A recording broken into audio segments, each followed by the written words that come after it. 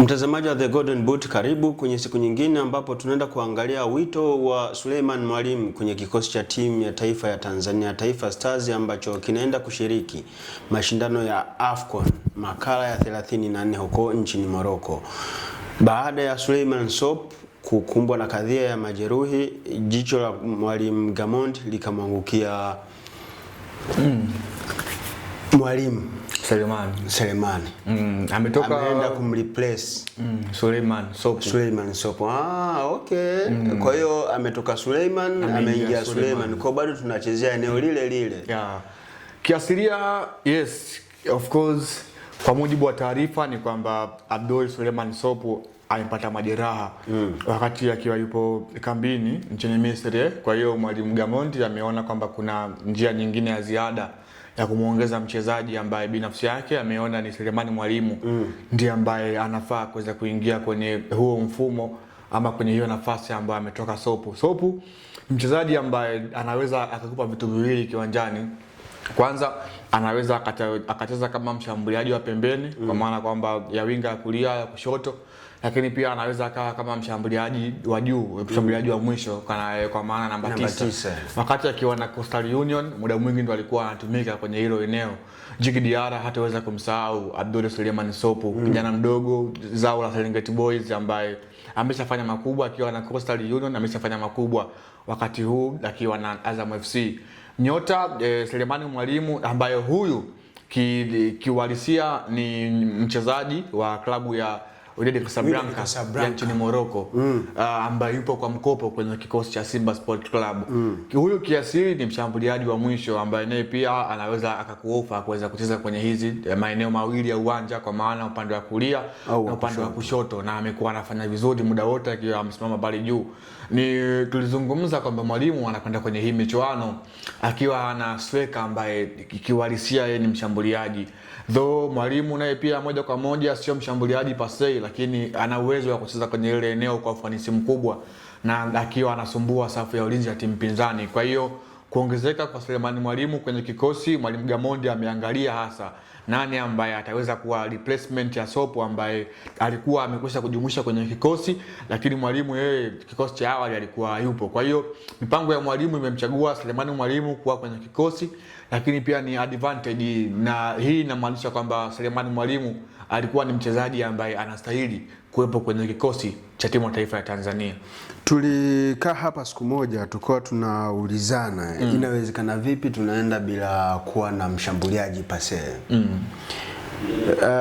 Unadhani wito wa Suleiman Mwalimu unaenda kujibu maswali tuliokuwa tukiulizana kwamba kwa nini tumeenda bila kuwa na mshambuliaji pase, kwa maana ya kwamba yule mshambuliaji kiongozi Suleiman Mwalimu ana hizo instinct za kuwa mshambuliaji kiongozi, yani nyuma yake awepo Mbwana Samata, kulia kwake awepo Simon Msuva, kushoto kwake awepo Talia Laki. Hizo instinct Suleiman Mwalimu anazo. Yeah, of course tumeona mara kadhaa kwenye kikosi cha Simba Mwalimu Pantev muda mwingi alikuwa anamtumia, lakini pia Suleiman Matola alikuwa anaweza kumjaribu kucheza kwenye hilo eneo la mshambuliaji kiongozi, and then amekuwa anafanya pacha yeye na Johnson Soa au Steve Dese Mukwala mara kadhaa. Lakini ni mshambuliaji ambaye kasi yake ndio silaha yake kubwa, kwamba ni mchezaji ambaye anakimbia, ana mikimbio ambayo striker anastahili kuwa nayo, na ndio maana hata Wydad Casablanca wameona kuna haja ya kuweza kumtoa kwa mkopo, kwamba wameona umuhimu wake ndani ya kikosi chao. Kwa hiyo ni mchezaji mzuri ambaye kidogo anaweza kwenda kutuliza ile nafasi ya striker akaweza kuikava, japokuwa hata kwa 75%. Ukiangalia kwenye numbers za washambuliaji ambao nilikuwa naweza kuwahofia huenda akawa sehemu ya kikosi, alikuwepo Mbwana Samata ambaye huyu tunafahamu umri wake ni maji ya jioni kwenye national team, hatumtegemei sana. Samata kwa sasa hivi tunategemea zaidi experience yake kuliko kitu bora ambacho kuliko ubora ambao atatupatia. Kwa hiyo kwani Samata na umri gani, yani miaka yake? Nafikiri ni 32 plus. Of course kama Msuva ana miaka 31, nafikiri Msuva atakuwa na Samata ni 32 plus. Kwa hiyo unakuja kuangalia by the age kwenye kukimbia, kwenye kuungana na mabeki atakuwa anapata tabu. Kwa hiyo tukao tuna mshambuliaji kijana Suleiman Mwalimu ambaye I think ana umri wa miaka 23. Kwa hiyo ana uwezo wa kwenda kucompete pale na safu ya ulinzi ya timu pinzani. The way ambavyo amekuwa anacheza Mwalimu na timu ambazo tuko nazo kwenye kundi moja, ni wazi anaweza akasumbua kwa sehemu moja ama nyingine. Maana kwenye hizi mechi ambazo tumekuwa tunaelekea kwenda kuzicheza za michuano ya AFCON, muda mwingi Tanzania tutakuwa tunaingia kama timu nambari 2.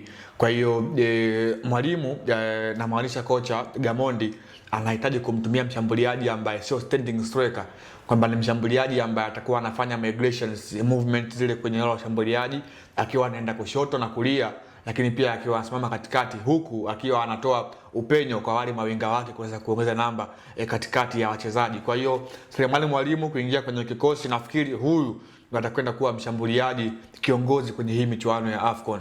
Sina mashaka na kile ambacho yuko nacho. Unaamini anaenda kuwa kwenye kikosi cha kwanza? Yeah, of course, moja kwa moja. Ingetokea hayupo Suleiman Mwalimu, lakini Sopu ndo tayari kaumia, anatakiwa aingie mshambuliaji mwingine. Unadhani nani mwingine alistahili? Of course wapo wachezaji ambao wapo kwenye form, hasa kwenye eneo ambalo wanacheza.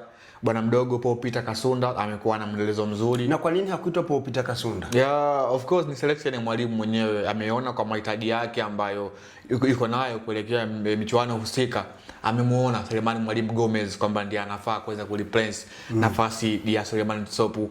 Paul Peter Kasunda amekuwa na kuofa kucheza eneo la ushambuliaji, lakini pia ni kiungo ambaye pia anaweza kumudu kwenye hilo eneo, lakini Mwalimu yeye anaweza akakuofa vitu viwili kiwanjani. Kwanza anaweza akawa kama namba 9, lakini pia anaweza akatokea pembeni kwenye ranks zote mbili, kwa maana kulia na kushoto. Kwa hiyo hiyo ni advantage ambayo yuko nayo Selemani Mwalimu Gomez. Kitu kingine ambacho kimefanya mwendelezo wake ama kuitwa kwenye kikosi Mwalimu ni mwendelezo wake kuweza kuwa bora kwa sehemu moja ama nyingine. Itawakumbusha Watanzania Selemani Mwalimu alifunga bao kwenye sare ya 1-1 dhidi ya Congo Brazzaville katika mchezo ambao ulipigwa tukiwa ugenini. Aliweza kuchomoa goli ambalo tulikuwa tupo nyuma na tukapata sare kama nakumbuka vizuri.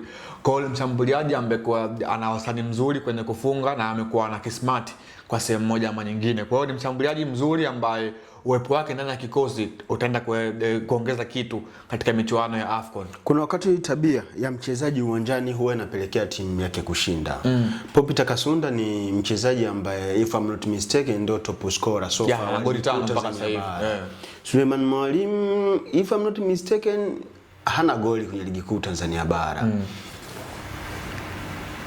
Haikupi ukakasi, yani mtu ambaye ana tabia ya kufunga toka msimu umeanza anaachwa, analetwa mchezaji ambaye hajafunga kabisa. Yeah, of course sometimes class imekuwa inamata kwenye hii michuano, daraja la mchezaji. Paul Peter Kasunda bado ni kijana mdogo ambaye of course tangu amepita kwenye kikosi cha Azam FC amezunguka, sasa hivi ipo JKT Tanzania. Ni mshambuliaji mzuri ambaye tunafahamu bado ile class hajaipata. Selemani Mwalimu Gomez tunayemzungumza ametoka kushiriki michuano ya World Cup kwa ngazi ya vilabu. Hicho ni moja kati ya vijisababu vinavyobeba performance ambayo alionyesha, lakini pia ana ile experience ya hii michuano. Paul Peter Kasunda, mimi na imani huyu kijana inabidi tumuandae kwenye michuano ya AFCON 2027. Akiwa hapo JKT au inabidi arudi Kariakoo. Tunamwandaa au arudi Chamazi. Aje Kariakoo au arudi Chamazi. Unajua michuano ya AFCON sio mwisho wa mechi za timu taifa ya Tanzania. Kutakuwa kuna mechi hapa katikati mara baada ya michuano kumalizika ya AFCON. Kwa hiyo ili kumjenga huyu Paul Peter Kasunda ni lazima tumpitishe kwanza kwenye ile misingi and then apate nafasi ya kucheza. Alafu AFCON 2027 ndio tuje kumtumia. Hii michuano nisikize Usama. Hii michuano sio ya kwenda kumjaribu mchezaji. Tunahitaji tupate mchezaji ambaye kwanza ana experience lakini pia ambaye yupo kwenye peak. Ni wazi sasa hivi kwenye list ya washambuliaji nchini ukimtoa Clement Mzize, Selemani Mwalimu Gomez na amekuwa anausudiwa sana kuliko washambuliaji wengine, kwamba yeye klasi yake ambayo yupo nayo, experience ambayo ameipata tangia yuko Fountain Gate, akaenda Wydad Casablanca, akacheza michuano ya World Cup, amerejea Simba ipo ligi ya mabingwa barani Afrika, amecheza mechi kadhaa, lakini pia kwenye ligi kuu amecompete. And then hiyo experience yake ambayo ameipata kwenye hii michuano yote ndio tunataka sasa aende kututhibitishia akiwa anacheza timu taifa Tanzania kwenye michuano mikubwa kama ya AFCON. Kwa hiyo AFCON sio michuano ya kwenda kujaribu wachezaji, Ni michuano ambayo tunataka performance ya mchezaji ihamie, itoke huku ihamie huku, vile vile pasipo kupunguza kitu zaidi tu ya kuongezeka kwa performance ya mchezaji. Kwa umri huu alionao Paul Peter Kasunda, angelikuwa anachezea Simba, angelikuwa anachezea Young Africans, ana goli 5, ndio yuko pale juu anaongoza kwenye ufungaji bora, ile chati ya ufungaji bora, yeye ndio anaongoza kwa goli hizo 5. Asingeitwa kikosi cha timu ya taifa. Unajua makocha wamekuwa wanafanya maamuzi ya mwisho kwenye call-ups za wachezaji kuelekea michuano husika. Nitakupa mfano mmoja. Wakati coach wa Senegal anatoa kikosi ambacho kinakwenda kwenye michuano ya CHAN ambayo ilifanyika Afrika ya Mashariki, alimwacha mshambuliaji nambari 1 wa ligi kuu ya Senegal kwa wakati ule ambaye alikuwa ni Papa Dodo ambaye yupo kwenye kikosi cha Azam FC, na akaenda kumchukua mshambuliaji wa ligi daraja la kwanza, kwa mfano kwa huku kwetu ile championship, ndio akaenda naye kwenye michuano ya CHAN. Kwa anakuja kuangalia mwalimu, sio tu kuangalia ile namba zako, lakini pia kuna kitu kingine ambacho anakiangalia cha ziada. Hata kama huyu Paul Peter angekuwa Young Africans, lakini kunaona kabisa kuna uhitaji ama ulazima wa mtu ambaye ana experience zaidi yake aweze kuonesha kitu, angekuwepo. Wai leo watu hawaoji Edmund John hajaitwa kwenye national team kuelekea michuano ya AFCON, na amekuwa na performance nzuri, japokuwa amekuwa hana nafasi ya kwanza kwenye coast ya Young Africans, lakini watu kwa kutambua kwamba nafasi ambayo yuko Edmund John, kuna watu ambao wanafanya kazi kweli kweli kwenye national team, wakina Charles Mombwa, Tali na Lalakia, lakini pia hata wakina Simon Msuva, wameona kama vile cha kawaida tu na kuweza kumwachia mwalimu mwenyewe afanye maamuzi yake. Kwa hiyo mimi naamini kwenye hii michuano Suleiman Mwalimu alikuwa anastahili sio tu kuongezwa, ila kuwepo kabla hata ya Sopo kuweza kukatwa. Mwanangu Leopard anaamini Suleiman Mwalimu alipaswa kuwepo kwenye kikosi cha timu ya taifa hata kabla ya Suleiman Sopo kukatwa. Mimi naamini Paul Peter Kasunda alistahili kuwepo kwenye timu ya taifa ya Tanzania kwa sababu tu yeye ndio top scorer sofa wa ligi kuu Tanzania bara, na izungumzia NBC Premier League. Till next time, nilikuwa na Leopard John, naitwa Losamo.